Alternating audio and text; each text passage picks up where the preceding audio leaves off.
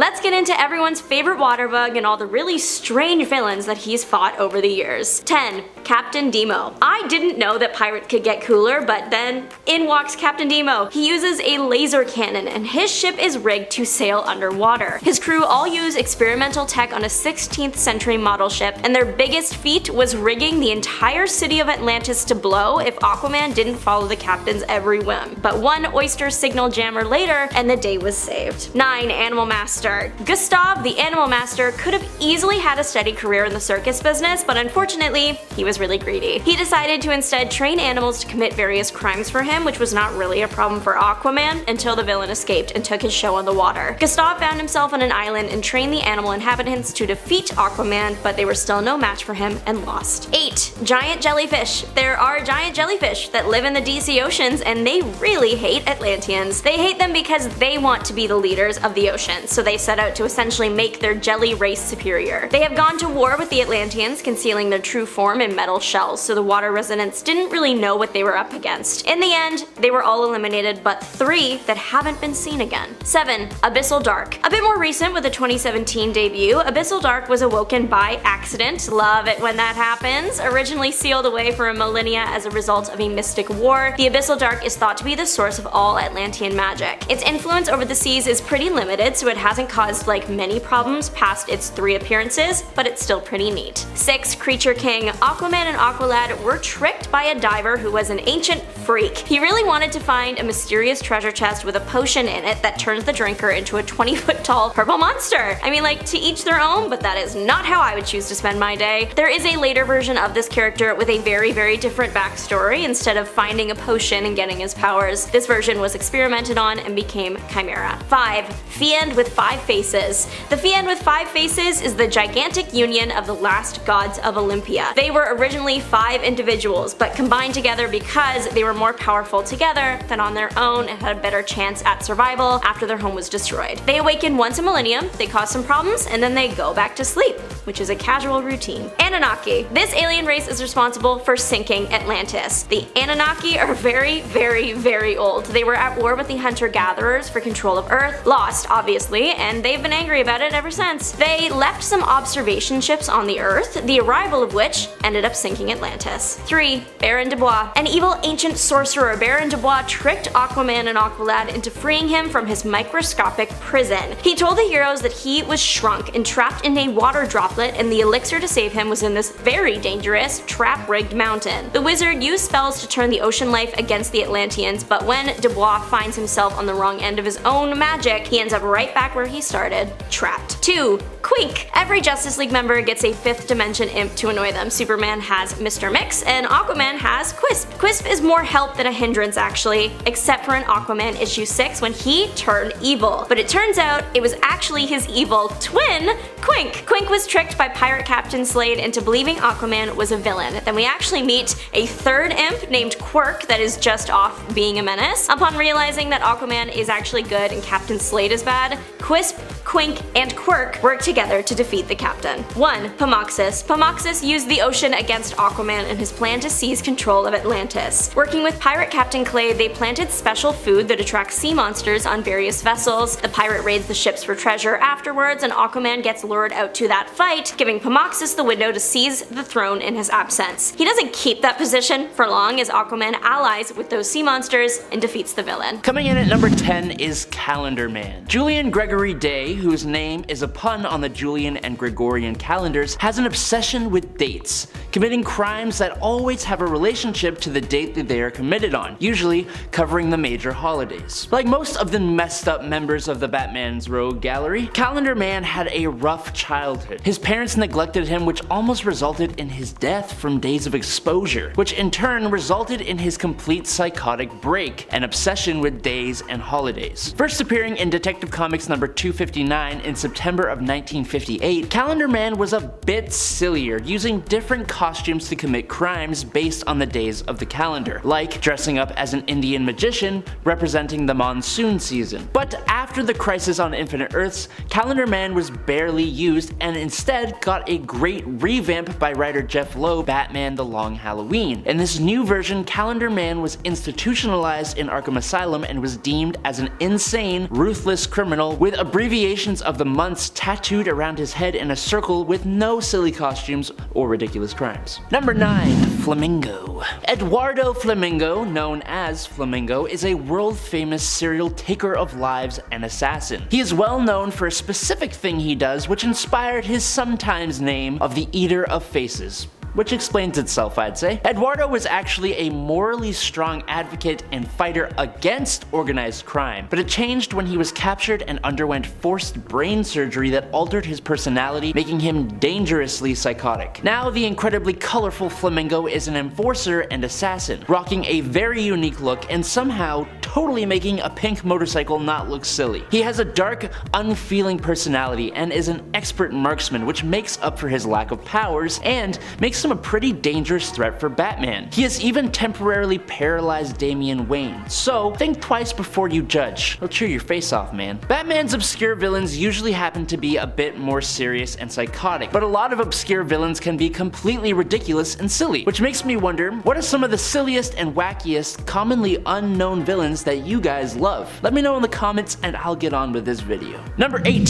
Humpty Dumpty. With his house being demolished, his dog being run over, and his parents being crushed by a Christmas tree on Christmas, things weren't too great for Humphrey Dumpler. He was mistreated by his grandmother, who he was forced to live with, and because of his appearance and mental capacity, he was bullied. Of all things, the last straw for Humphrey was missing a subway train. Humphrey was obsessed with fixing things, and since the missing of the train, he started going out late at night to disassemble and reassemble mechanical devices which had upset him in some way. But since he wasn't very intelligent and all the info he got was from books, the things he fixed actually caused a lot of accidents. The first was the same train he missed, which then crashed. Now going by Humpty Dumpty, he was tracked down by Batgirl, who dislocated her shoulder, saving him. Humpty Dumpty fixed her shoulder, but then also revealed that he had evolved from disassembling devices to disassembling and reassembling people. Namely his grandmother, who he believed had to have been broken and in need of repair. So he took her apart, then attempted to sew her back together again with bootlaces. Wow, that got really dark, like really quick. Kind of uncomfy. Number 7. Joker's daughter. Honestly, did not even know this character existed, which just shows how much I don't know about Batman's villains. Duella Dent is all over the place. Psychologically, I mean. She started as the villain who refers to herself as Joker's daughter, even though she is absolutely not his daughter. As you can tell, she has an unhealthy obsession with the clown, which has been a thing since she debuted in Batman Family number 6 in 1976. She has also claimed to be the daughter of Catwoman, Scarecrow, Riddler, and Penguin. She deduced Robin's identity, and he in turn revealed that she was Duella Dent, and that it was believed that she was actually Two-Face's daughter, which also isn't true, as she is actually from Earth 3 and her father was Jokester, with her mother being Evelyn Dent, Earth 3's Three-Face. Despite not being Joker's child, Duella proves herself worthy of the title. She uses equipment that is very similar to the Joker's usual flair, and more recently she has been rewritten as almost completely bonkers, which is especially evident after the Clown Prince's seeming demise. Also, before 2011, she was on the Teen Titans as Harlequin for a while. Number 6. Cornelius Stirk. Cornelius Stirk is one of those villains that you don't hear much about, but is one of the more gruesome and terrifying members of Batman's rogue gallery. Stirk suffers from delusions which make him believe that he requires the nutrients of a human heart in order to stay alive, and not just any heart. Specifically, Cornelius believes that the heart is the most nutritious when it is full of norepinephrine, a natural hormone that secretes when a person is terrified, as well as adrenaline. So he uses his unexplained psionic ability to mentally make people perceive him as someone else, which, other than allowing him to break out of Arkham Asylum, also allowed him to get close to his victims and then completely terrify them in the most insane ways before he quickly ends them and partakes in a nice old hearty meal, literally. I think the interesting thing about Stirk is that he is actually really effective at what he does, being able to evade Batman and even render him unconscious on one occasion. Number 5. Maxi Zeus. I had a really cool history professor in high school who specifically taught classics, which is Greek and Roman history. Super cool guy, but I'm just imagining him becoming a Gotham crime lord. He was an awesome person, so I just can't see it, but luckily in DC Comics we have Maxie Zeus, a former history teacher. Following the loss of his wife, Maxie Zeus started to suffer from delusions that he was the actual human reincarnation of the god Zeus. Using his genius level intellect, he became a Gotham City crime lord, establishing himself and his group of followers. I mean cultists, I mean mobsters, I don't really know. He had a short-lived battle against Batman, and he has been pretty much locked up at Arkham ever since, occasionally breaking out. Most recently though, his randomly super strong and ripped body was used to revive Deacon Blackfire, but this didn't last very long, so it doesn't really matter. Number 4, Colonel Sulphur. This Denny O'Neil created villain from the 70s is an espionage expert with a weaponized artificial hand, a tool he has used to commit very espionage type crimes. He's very Bond villainy if we're being honest. Colonel Sulphur has a strange sunlight fixation though, meaning he only allows himself to act on his violent urges in the quote, morning's earliest minutes, which is one hell of a specific yet very obscure time frame for criminal activity. He did actually prove to be a bit more of a threat when he joined the Army of Crime. When the Army of Crime's activities were challenged by Batman and Superman, Sulphur used an alien weapon to trap Superman and Batman in a timeless dimension. Sulphur then used stolen weapons to take over Gotham City, but as you may suspect, he was soon stopped by Batman and Superman, who had escaped from the timeless dimension. These things happen. Sorry, dude. Number 3, Lord Deathman. The Japanese crime boss known as Lord Deathman has battled Batman both in American comics and in Japanese manga, using his powers to seemingly overcome death itself, able to rise from the grave no matter what his injury is. In his first appearance in Batman number 180 in May 1966, he passed away 3 times using a yogi technique to appear dead before the final conflict, which saw him get struck by lightning and actually pass away. But since then, he has actually gained the real power to come back from the dead, but at the cost of having a bare bones skull for a head. His regenerative abilities are so powerful that his blood is used to create the infamous Lazarus pits that Ra's al Ghul uses to stay young and immortal. One of the first ways Batman defeated Lord Death with his new powers is honestly a little out of character for the Crusader. He threw Lord Deathman off a building into the path of an armored car, which took the criminal down just long enough for Catwoman to lock him in a safe, and then he was shot into space.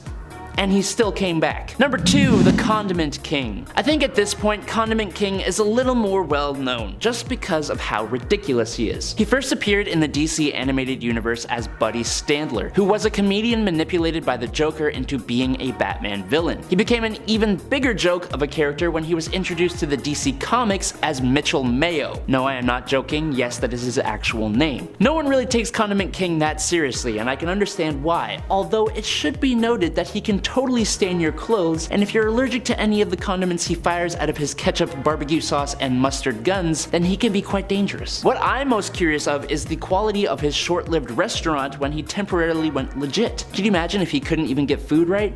That would just suck. Number 1, Johnny Karaoke. I actually couldn't find a page for Johnny Karaoke on the DC Wiki, so that should tell you just how obscure this guy actually is. Johnny Karaoke is a Yakuza loan shark who has the odd knack of singing into his microphone as he is committing his crimes. A microphone whose stand doubles as a sword that he will pull out on you when you let your guard down from laughing at him. On top of his odd singing career, Johnny leads a little gang known as the Geisha Girls. That's spelled Grrrls, like girls.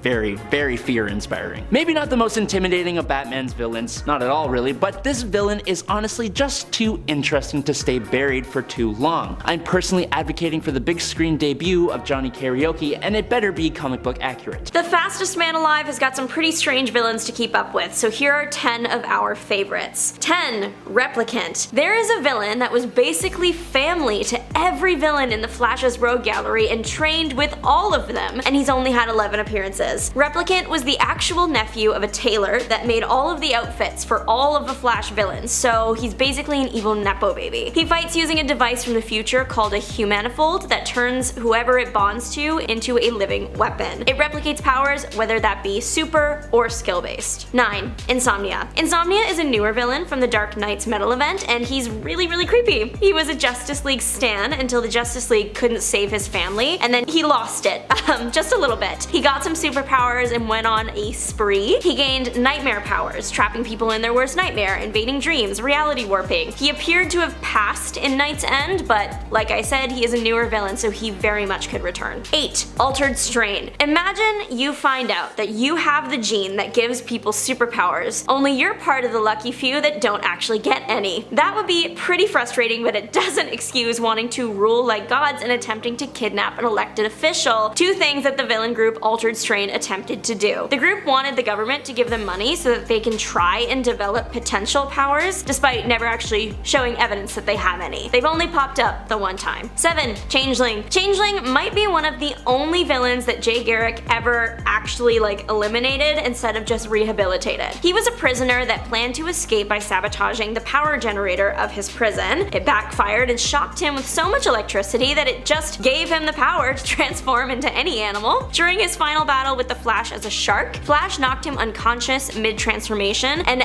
as he departs the scene, he says that only one of them could survive, and Changeling has never been seen again, so that is not a good sign. 6. Goldface. Goldface has since been on the mend, but he was once a villain to both Green Lantern and the Flash. Goldface is a literal name. He was experimenting with gold that had been saturated for the past few hundred years of seawater, and that gave him superpowers. Power over anything gold. His potion also covered his body in the gold, which was as sturdy as it was fashionable. Being technically all yellow, you can understand why he would be an issue for early Green Lanterns. 5. Claw. Claw set up quite the get-rich scheme. He rerouted a train that happened to be carrying all the leaders of big industries, says shipping, auto, etc. to his personal ghost town base. But he didn't hold these guys for ransom, no, he trained doubles for all of them and sent them off to be his inside men. The Flash saved the day by grabbing all those CEOs at super speed and then taking Claw through an assembly line, so that's sandpaper, a water bath, until he agreed to get arrested. 4. Spin. Spin uses the media against the Flash, but in a non-traditional way. He forced a being that can make people's fear reality to watch the news 24/7, so whatever the residents of Keystone City were feeling scared of, that would materialize. But Spin would manipulate the situation as the guy in charge of the main news station. News of earthquakes in a nearby city is making the public anxious,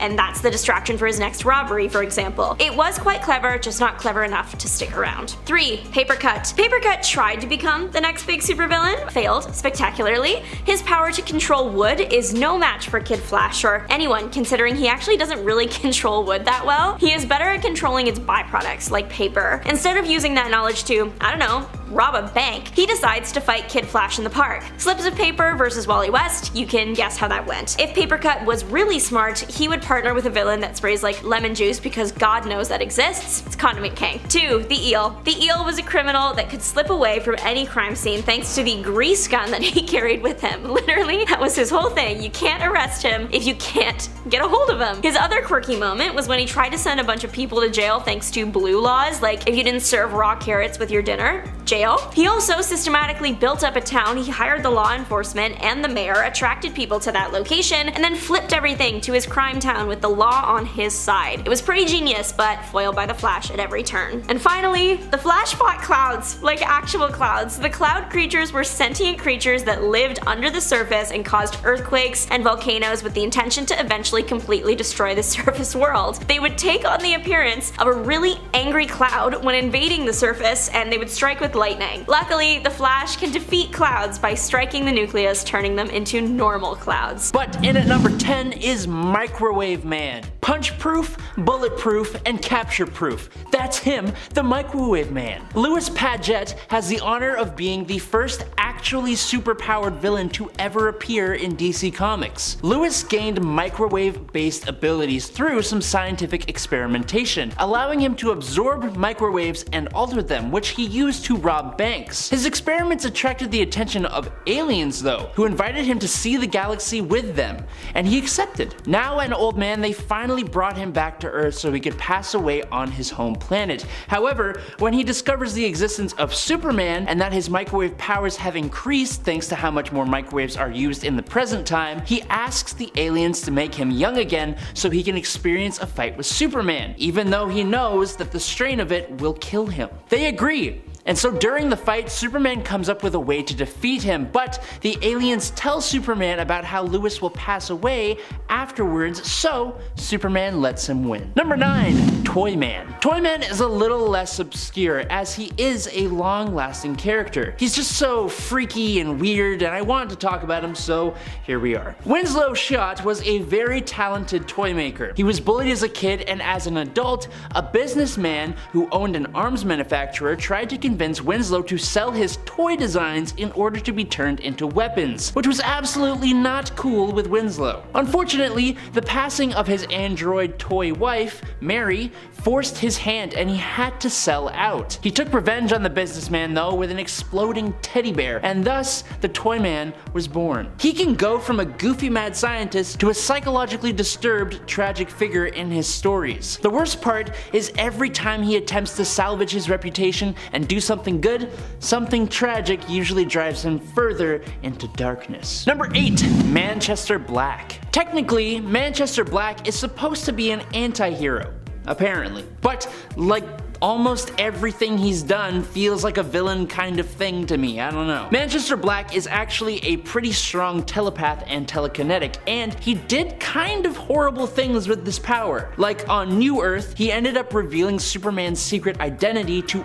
all of the villains and even made Superman think that Black had taken the life of Lois Lane in an attempt to make Superman break his oath and kill Black, which didn't work. On Prime Earth, he discovered Superman's secret identity, made some aliens become the Kent's neighbors in Hamilton County, captured Superboy and nullified his powers for a while, forced him to watch images of Lois and Clark fighting the Elite and suffering, and then he returned his powers and used John against his father, Superman. How have I never heard of this guy before? I don't know. Number 7. Master Jailer. Master Jailer became a character in a time when DC was struggling to find stories for the Man of Steel. It's kind of hard when you have a character that can pretty much do anything he wants to. So for Carl Draper, he made a fortune creating foolproof containment units for maximum security prisons. He started to become a villain, however, when he decided to create a containment unit for the strongest superhero on Earth, Superman. Didn't really go too well for him though. But his real power emerged when, thanks to that Manchester Black guy, Master Jailer learned Superman's true identity. In the newer continuity, this guy only lasted a real world month after he joined the Suicide Squad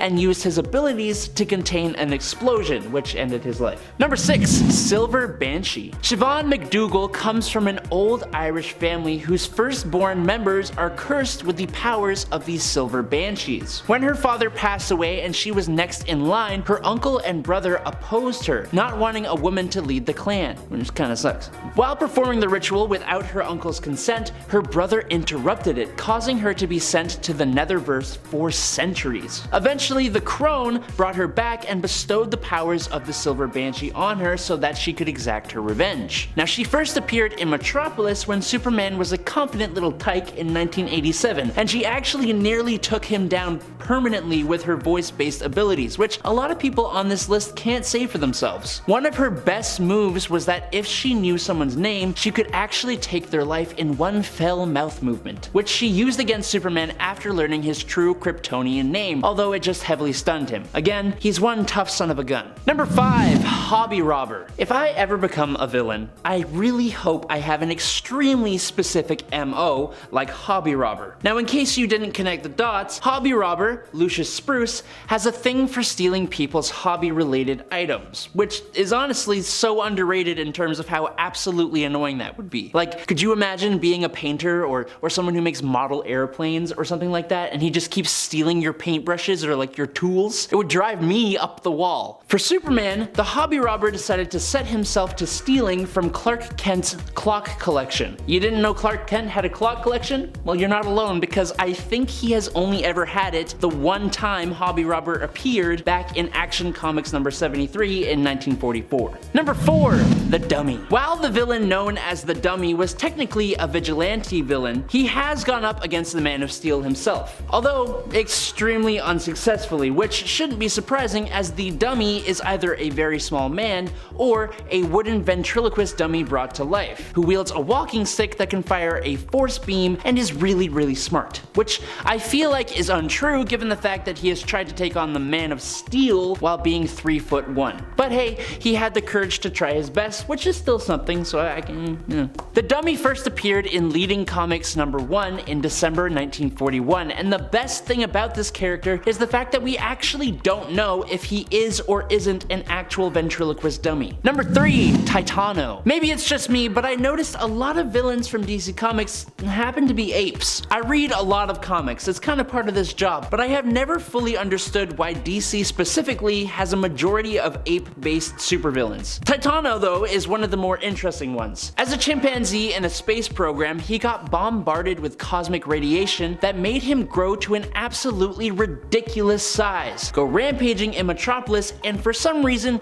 he can now shoot beams of green kryptonite radiation out of his eyes. It's a perfect ability to use against Superman, which is crazy how that works, I don't know. The kicker for me though is how Superman defeats Titano by throwing him back in time to let the dinosaurs just deal with this massive ape. Number 2, Mr. Z, or Mr. Z, whichever you prefer. Now I'd be lying if I said the concept for Mr. Z wasn't at least somewhat cool. His whole shtick is being immortal and traveling through time to trap famous people throughout history in a crystal that sits on top of his walking cane. Now Superman, being one of the most popular and important heroes, obviously meant there was going to be at least an attempt to get inside that crystal. Unfortunately for Mr. Z, Superman's Kryptonian heritage just means that he is invulnerable to the crystal. Not only invulnerable to it, but he can overload the crystal, destroying it and releasing all those trapped inside. Jeez, I wonder why DC started struggling to make Superman's stories interesting. I don't know, maybe it's because he can just do whatever he wants. As for Mr. Z, he would face Superman twice more, once back in 1943 and again when the pair got stranded on an island and Superman got rescued, but Mr. Z was literally just left there to starve. How heroic, Superman, how heroic. And in at number 1 is Blue Matt. Here's how obscure Blue Matt is. On both of the wikis I checked out for this character, there was basically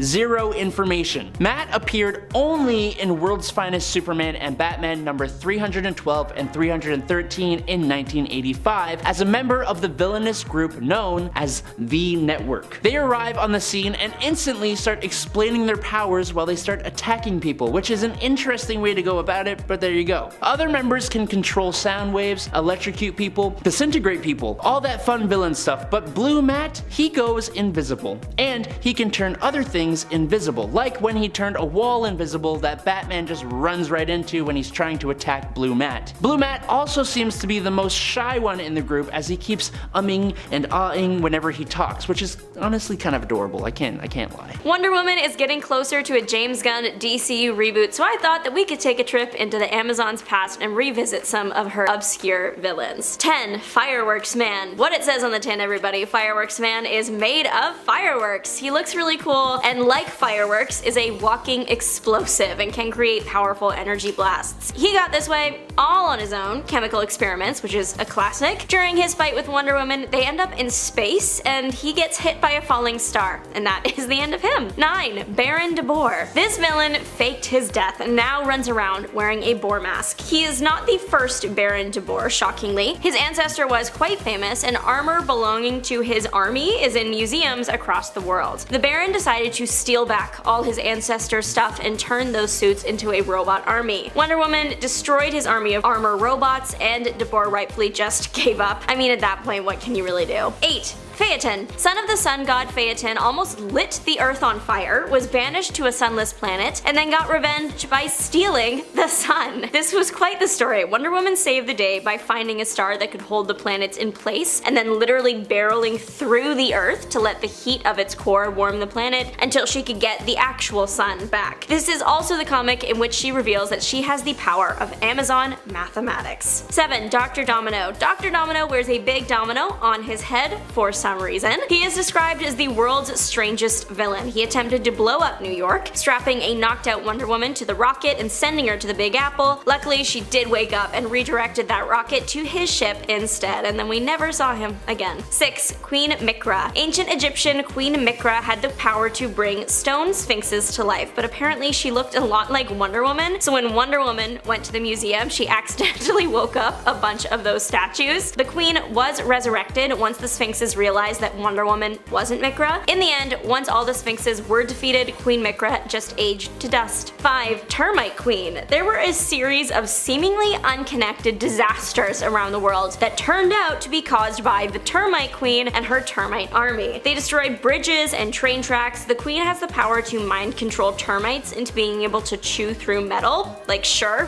why not? In the end, a bird just ate the Termite Queen and it was very anticlimactic. 4. Amoeba Man. This alien shapeshifter was obsessed with Wonder Woman and sought her hand in marriage. He disguised himself as a knight, but in reality he was a shapeless, nearly invisible blob. Wonder Woman wasn't into the idea of marriage with an alien blob and his spaceship was destroyed. 3. Paper Man. Falling into a bunch of chemicals was like the way to get powers back in the day, and Meek janitor Horace Throssell fell prey to that trend. He fell into chemicals and became paper. He used his new abilities to steal various items, catching the attention of Wonder Woman. He blew into a newspaper company and presumably got turned into a newspaper, which sounds funny, but his ending was actually pretty horrific because he went through the whole printing process, which is ink, cut, and fold. He did return in The Brave and the Bold, but was then lit up by Fireworks Man. 2. Machino. Wonder Woman put this villain in jail for almost 10 years, and then he got revenge almost immediately after escaping in the form of an explosive mask that is impossible to remove. I have questions about this villain because not only was he able to sneak up on Wonder Woman and put it on her in the first place, he somehow acquired and fashioned this material that is Wonder Woman strength proof, resistant to extreme heat and cold, and Wonder Woman literally rubbed the mask with a boulder like sandpaper and the boulder crumbled. She was only able to get it off by going to the villain and standing next to him until the timer almost wore off and he took it off. Literally, where did this guy even go? And finally, number 1,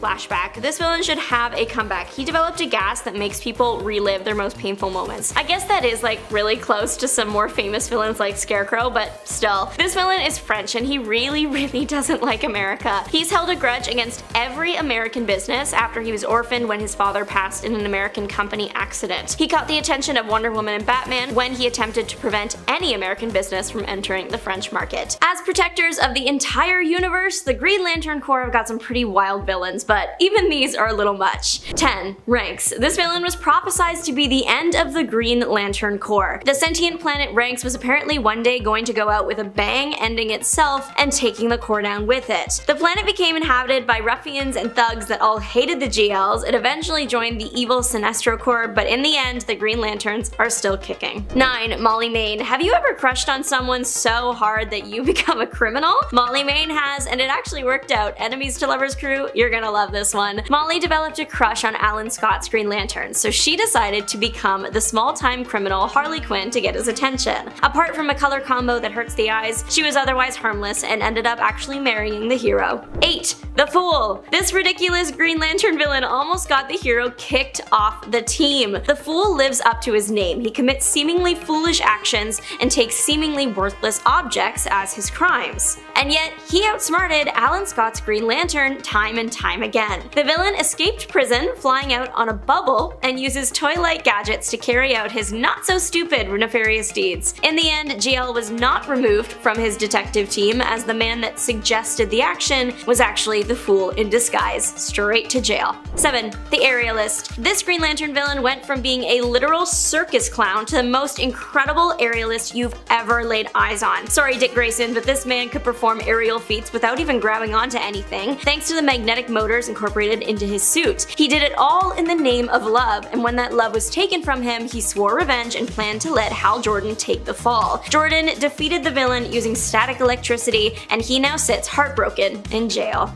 6. Breakdown. Green Lanterns can essentially create anything with their rings, while Breakdown can essentially destroy anything. He can break down the molecules and rearrange them to be whatever he wants. Happens to a chair, whatever. To a person, that is diabolical. The villain created his own villainous squad called the Burners, and he faced off against Guy Gardner in the JL International. Ultimately defeated by being ripped apart, but like actually not in the molecule sense. 5. Javelin. This Olympic athlete turned evil and no one knows why. You're going to guess pretty quick what his sport was based on his villain alias, Javelin. He created a variety of spear-like weapons. I mean, when you train as long as Olympians do, you better use the skills, even if it's for crime. He faced off against Hal Jordan and thwarted the hero at first, but ultimately was defeated. He ended up joining the Suicide Squad, seemingly died 3 times, and then was taken out by Supergirl in the end. 4. The Crumbler. The Crumbler intended to make his own modern-day radioactive Pompeii by attacking a nuclear plant with the hopes that the wind would carry the toxic ash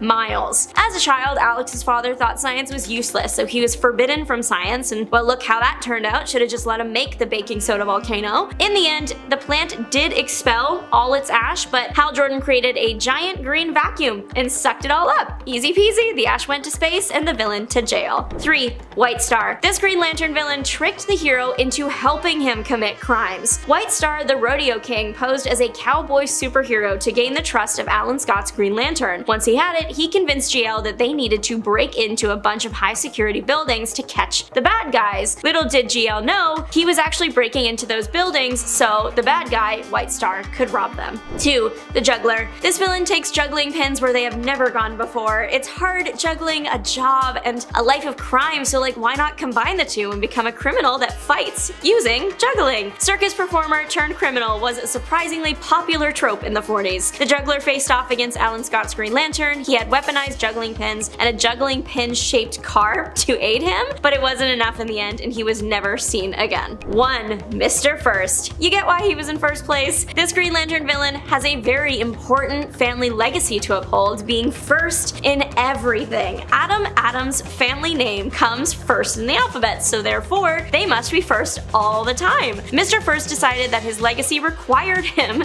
to become public enemy number 1 and also the first man to beat Green Lantern. Of course, he failed, but he did become the first inmate at a new prison.